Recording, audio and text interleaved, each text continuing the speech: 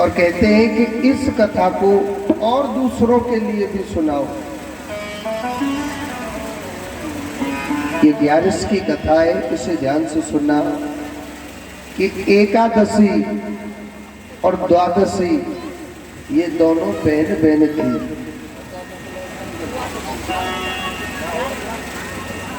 एकादशी और द्वादशी ये दोनों बहन बहन थी। अब क्या होता है कि एकादशी के पास ये जो पैसा है, ये धन वैभव है, ये थोड़ा अच्छा था। कथा को ध्यान से सुनना मत आओ। एकादशी और द्वादशी ये दोनों बहन बहन थी। एकादशी के पास ये जो पैसा है, धन वैभव थोड़ा अच्छा था, और द्वादशी बेचारी गरीब थी, पैसा नहीं था। एकादशी की बेटियों की शादी थी। क्या थी? शादी। और एकादशी की बेटियों की जब शादी थी तो एकादशी निमंत्रण बांट रही कि आप सबको मेरी शादी में आना, बेटियों की शादी में। तो एकादशी द्वादशी के पास गई और द्वादशी से कहने लगी कि अरे बहन, मेरी बेटियों की शादी है और आपको जरूर आना है। द्वादशी कहने लगी, बहन आपकी बेटी वो मेरी भी बेटी है? आपकी बेटी है वो मेरी भी बेटी है। बहन आप चिंता न करें, मैं जरूर आऊंगी। तो द्वादशी एकादशी की बेटियों की शादी में गई तो एकादशी बड़े अभिमान वाले जवाब दे रही थी कि हे द्वादशी, तेरे पास है क्या? तू तो भिखारी है। मेरे पास देख कितने धनवान लोग आते हैं, कितने बड़े बड़े पैसे वाले लोग। अब द्वादशी बेचारी इस कान सुन रही थी, इस कान निकाल रही थी। आप जानते हो कि जब बहन की बेटियों की शादी है तो बहन भी हाथ बटाती है, काम में बटाती है कि नहीं बटाती है? द्वादशी बेचारी खूब काम कर रही थी। द्वादशी के बच्चे को भूख लगी। द्वादशी का बच्चा कहने लगा, अरे ओ मैया मैया मैया, मोए बड़ी जोर से भूख लग रही है, मैया मोकू कच्चू खावे को दे देना। द्वादशी अपनी बहन एकादशी से कहने लगी, बहन मेरे बच्चे को भूख लग रही है, आप कुछ खाने के लिए दे दो ना। तो एकादशी ने उल्टा जवाब दिया, तेरा बच्चा मर कहीं नहीं रहा, चुपचाप मेरे घर पे काम कर, नहीं तो अपने घर जा सकती है। अब कहते हैं कि बीच में किसी की शादी भी नहीं बिगाड़नी चाहिए। अब बाल हट बहुत बुरी हट होती है। बच्चे को भूख लगी आई तो मैया चाह कहीं से भी लेके आ, है कि नहीं है? द्वादशी अब बच्चा रोने लग रहा तो द्वादशी किसी पड़ोसी के घर पे गई। पड़ोसन से कहने लगी, बहन मेरे बच्चे को भूख लग रही है, आप एक रोटी दे दो ना खाने के लिए। पड़ोसी ने थोड़ा सा टेढ़ा जवाब दिया, बहन आपकी बहन के घर में इतना बड़ा फंक्शन हो रहा है, क्या आपकी इज्जत नहीं करी क्या? द्वादशी ने झूठ बोला, नहीं नहीं बहन ऐसी बात नहीं है, मेरा बच्चा ना पकवान नहीं खाता है, इसलिए ना मैं आपके घर में आई हूँ। पड़ोसियों ने 2 रोटी दे दी खाने के लिए। बच्चे का पेट भर गया। अब आप जानते हो जो भी शादी में लड्डू पेड़ा बर्फी जो भी बनाते हैं, जो सामान बचता है तो थोड़ा थोड़ा नाते रिश्तेदारों को भी देते हैं। इधर क्या कहते हैं, हमारे यहाँ पत्तल देना कहते हैं। लाडलो लामलो, आप समझ जाओ इस बारे में। लामड़ो बोलते हैं ना। अच्छा, उधर की सुजानगढ़ साइड में कथा करना, वो तो उधर की साइड में यही बोलते हैं। तो इससे किसी का पेट नहीं भरता है। ये क्या होता है, एक सम्मान होता है कि हम फलाने की शादी में गए, हमारे लिए ये प्रसाद दिया। अब सबके लिए एकादशी लड्डू पेड़ा बर्फी दे रही थी, तो द्वादशी कहने लगी, बहन आपकी बेटियों की शादी हो गई, अगर आपकी इजाजत हो तो मैं भी चले जाऊं अपने घर। एकादशी कहने लगी, तुझे रोक किसने रखा है, जा अपने घर पर। यानी द्वादशी के लिए एकादशी ने एक पत्तल तक नहीं रखी, एक लड्डू पेड़ा बर्फी कुछ भी नहीं रखा था, उल्टा अपमान करके भगा दिया। क्योंकि द्वादशी बेचारी गरीब थी। द्वादशी अपने बच्चे को साथ में लेकर के जा रही, कहते हैं मेरा भगवान सबको देखता है, निर्धन को देखता है, धनवान को देखता है। वो मुरली वाला सबको देखता है। भगवान विष्णु एक साधु का रूप बना के भगवान बैठे हुए थे बियाबान जंगल में। और जब द्वादशी मैया निकल के जा रही थी तो विष्णु भगवान कहने लगे, मैया, अरियो मैया, मैया अपनी बहन की बेटियों की शादी में से आ रही है, मैया कच्चू लड्डू पेड़ा लाइए का खावे को। अब द्वादशी कैसे बोले कि मेरा अपमान करके भगा दिया। द्वादशी ने यहाँ झूठ का सहारा लिया भगवान से कि बाबा मैं ना थोड़ा जल्दी में आ गई, तो इस कारण बाबा मैं लड्डू पेड़ाओं को भूल आई, बाद में आऊंगी तुम्हारे का जो जरूर लेकर के आऊंगी। विष्णु भगवान कहने लगे, भगवान तो घटघटवासी है ना। विष्णु भगवान कहने लगे, मैया तेने तो हमारे काजी कछु ना दियो, मगर मैया मैं तेरे काजी कुछ प्रसाद देता हूँ। वहीं से मिट्टी ली और 2 माटी के लड्डू बना के उसको पकड़ा दिए थे। 2 माटी के लड्डू बना के पकड़ा दिए थे। द्वादशी ने प्रसाद समझ के मिट्टी के लड्डुओं को अपने बैग में रख के सीधी घर आ गई। जब घर आ गई, अब द्वादशी का पति आया घर का कार्य करके खेतों का, तो कहने लगा द्वादशी का पति कि तेरी बहन ने कुछ दिया है क्या खाने को, कैसे ही भगा दिया। अब वो बेचारी क्या बोले, कहने लगी आप ही दरवाजा खोल के देख लो, जब बैग खाली दिखेगा समझ जाएंगे कुछ नहीं दिया। द्वादशी के पति ने जब दरवाजा खोल के जब घर के अंदर प्रवेश करके देखा तो उसके घर में न सब कुछ भरा हुआ है, धन सोना चांदी 56 प्रकार की मिठाई तक भरी हुई है। द्वादशी का पति कहने लगा, तेरी बहन ने तुझे इतना दिया है। द्वादशी सोच रही मेरी बहन ने, देखा तो सब कुछ भरा हुआ था। द्वादशी तुरंत समझ गई, जो रास्ते में साधु रूप में बैठे थे ना, वो विष्णु भगवान बैठे थे। बड़ी खुश हो गई, बड़ी प्रसन्न हो गई। मगर द्वादशी मन में सोचने लगी, समय का कोई पता नहीं, आज अमीरी है, कल कैसा वक्त आ जाए कोई पता नहीं।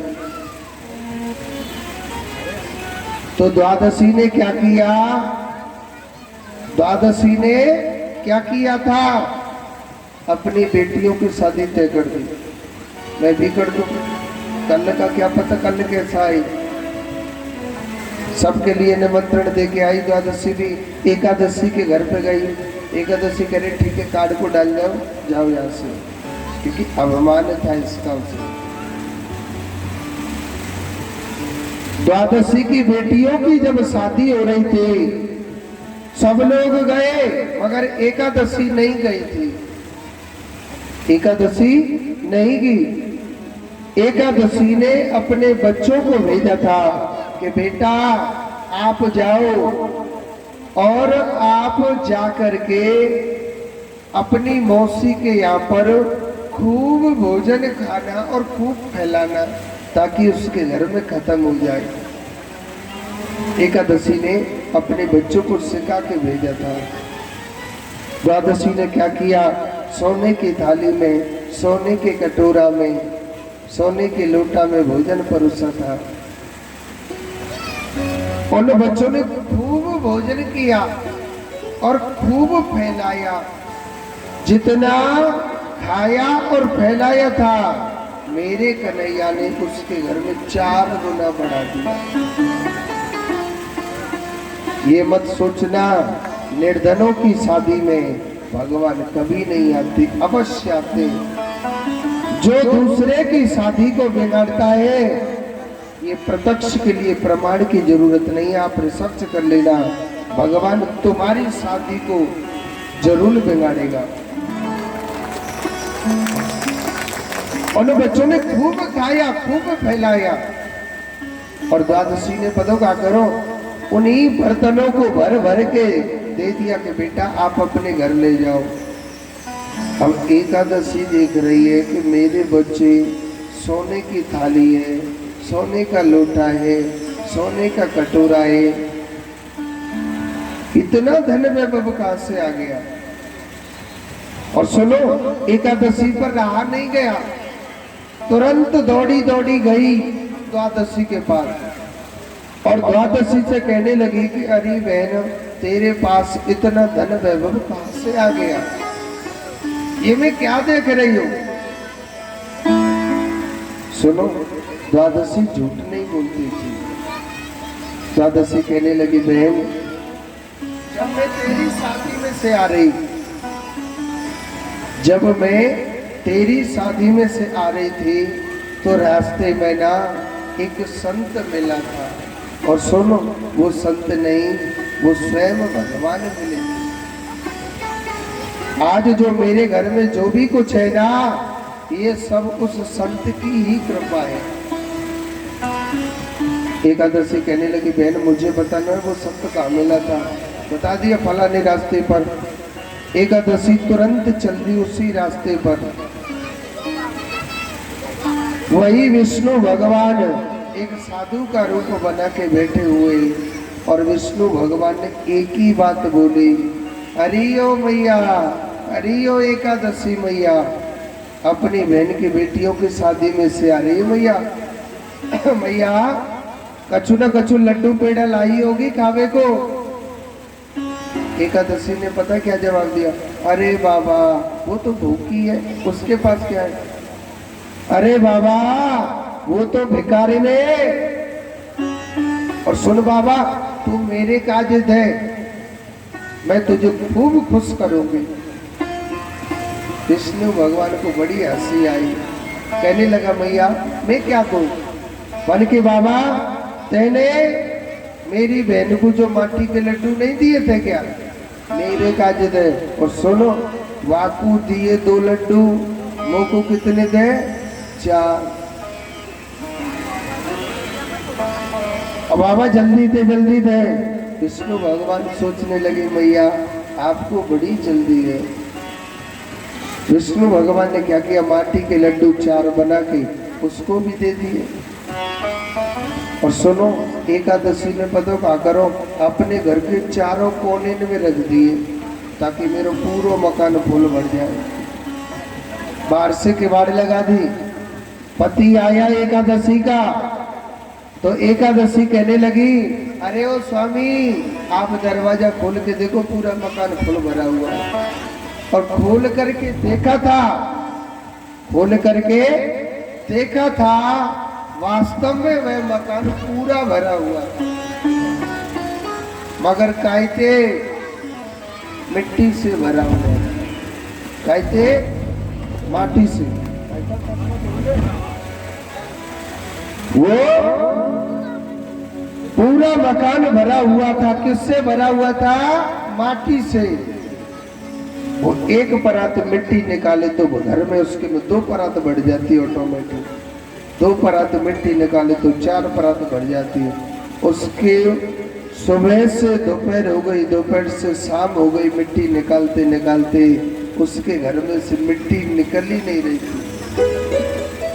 एकादशी का पति कहने लगा, रे देवी, ये क्या माया ले आई हमारे घर में, जो सब कुछ माटी ही माटी हो गया।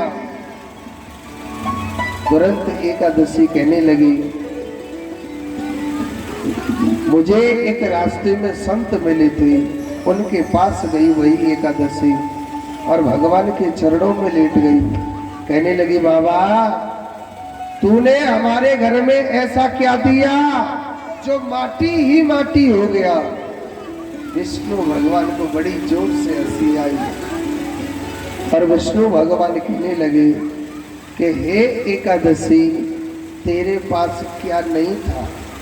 एक बात बता, तेरे पास क्या नहीं था? तेरे पास सब कुछ था, फिर भी तूने कही हाय माया, हाय माया, हाय माया। अरे द्वादशी तो बेचारी गरीब थी, मैंने उसको अपनी इच्छा से बढ़ाया। तेरे पास क्या नहीं था? सब कुछ था ना, फिर भी तूने हाय माया करी। तो मैं उसे मिट्टी में मिलाने में 1 मिनट नहीं लगाता। जा, मैं तुझे श्राप देता हूं, आज से तू भूखी मरेगी।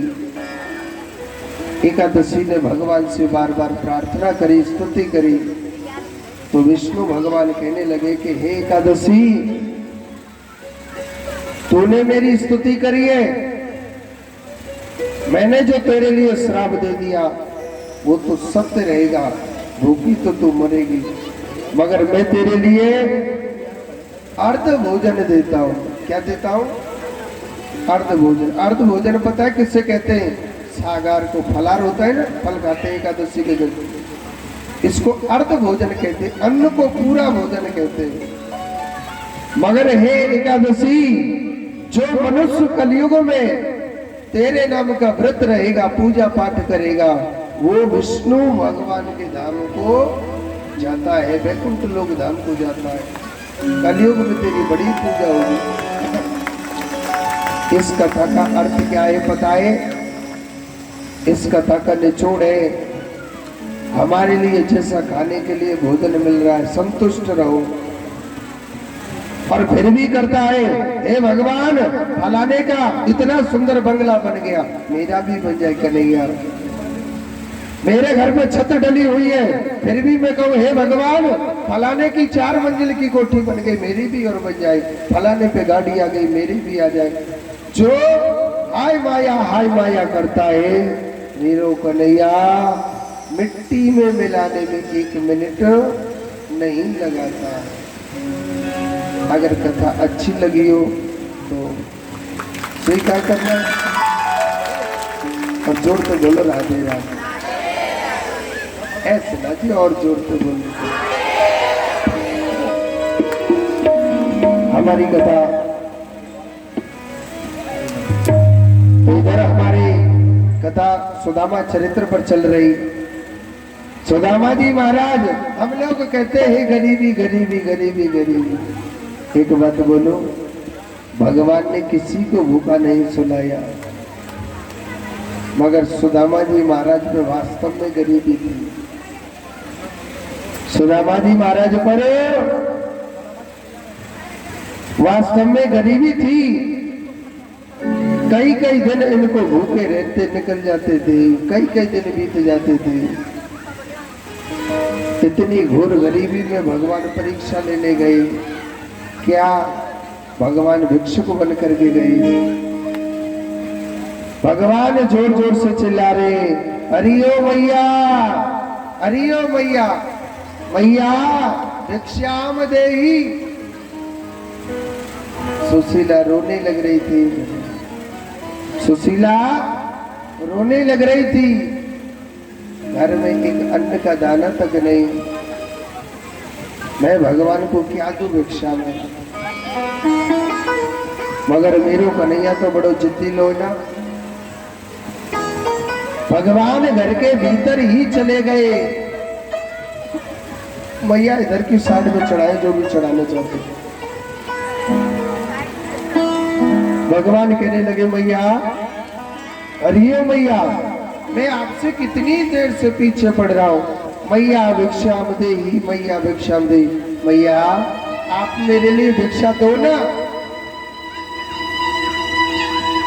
सुशीला कहने लगे, प्रभु मेरे घर में कुछ भी नहीं है, एक अन्न का दाना तक नहीं है प्रभु, मैं आपके लिए क्या दूं भिक्षा में।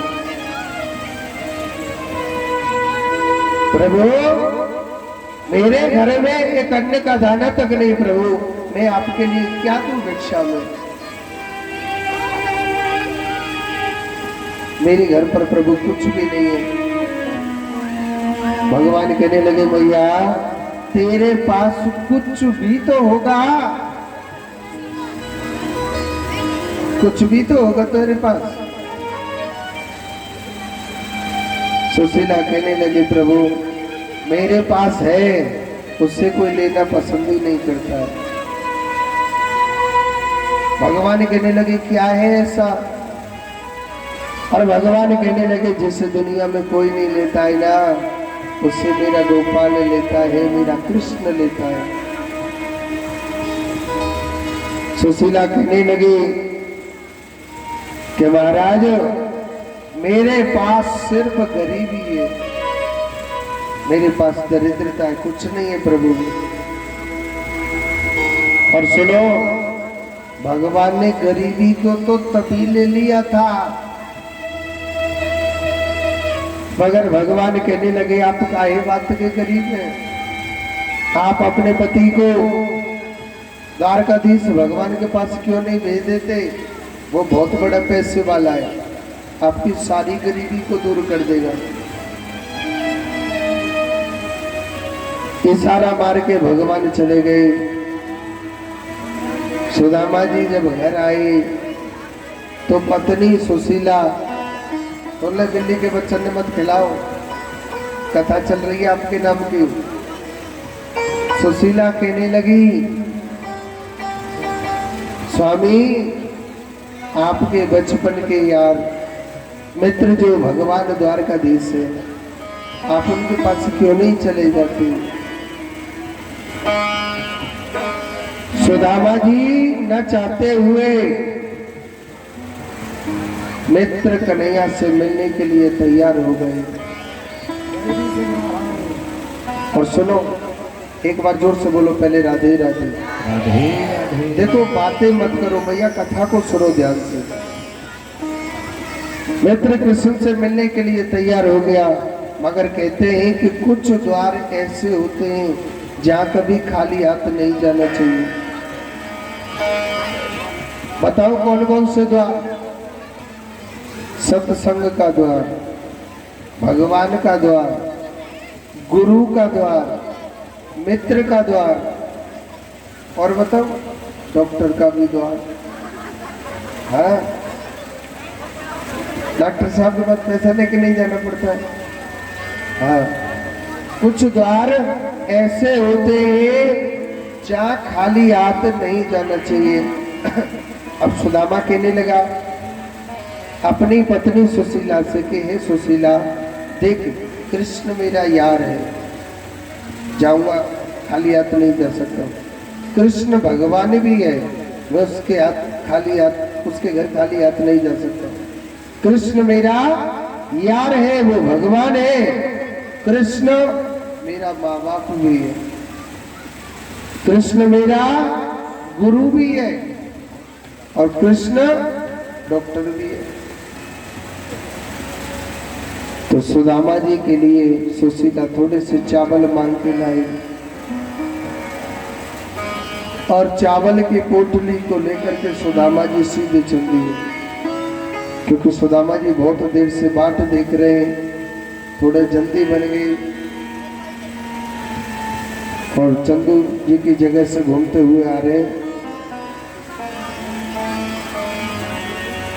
जो श्री सुदामा जी के महाराज के रास्ते में अनन्य परेशानियां आई, मगर भगवान ने सदैव साथ दिया और सीधे पहुंच के कहा द्वारकापुरी के मेलों के सामने, और कहने लगा कि अरे द्वारपालो, आप मेरे बचपन के मित्र कन्हैया से कह दो कि आपका बचपन का यार सुदामा मिलने आया है, तो आप आगे से थोड़ा 100 ग्राम पीछे को हो जाओ और एक कुर्सी दे देना, कोई भी माता। हाँ जी, सुदामा जी महाराज आएंगे हमारे, बड़ी दूर से चलते हुए आ रहे हैं सुदामा जी भगवान भोलेनाथ का नाम लेकर के।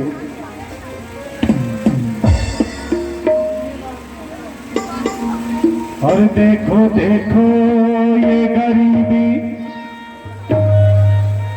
और ये गरीबी का हाल, और कृष्ण के दर पे विश्वास लेके आया हूँ।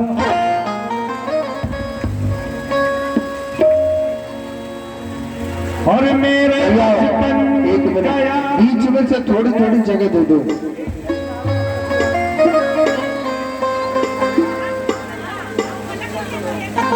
बीच में से थोड़ी थोड़ी जगह दे दो माता। है मेरा श्याम, यही सोच कर मैं आस लेके आया हूँ।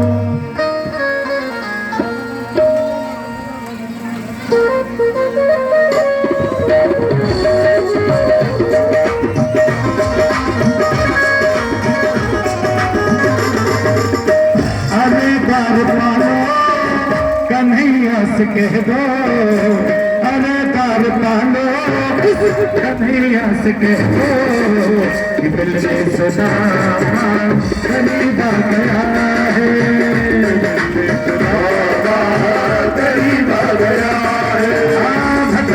भटकते न जाने कहाँ से, भटकते भटकते न जाने कहाँ से, तुम्हारे महल के करीब आ गया है, तुम्हारे महल के करीब आ गया है।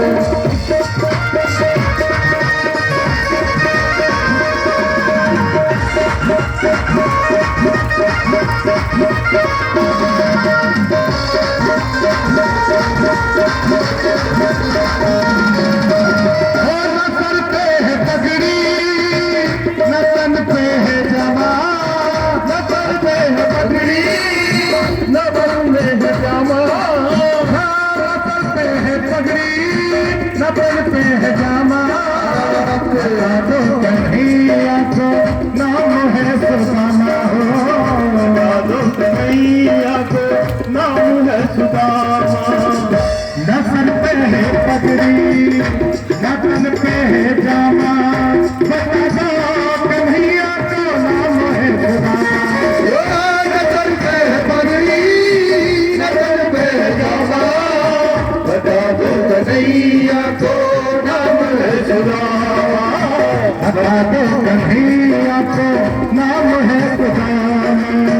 बस एक बार मोहन से जाकर के कह दो, बस एक बार मोहन से जाकर के कह दो, मिलने सखा नसीब आ गया है, मिलने सखा करीब आ गया है। हमारे दर का लो, कन्हैया से कह दो कि मिलने सखा नसीब आ गया है।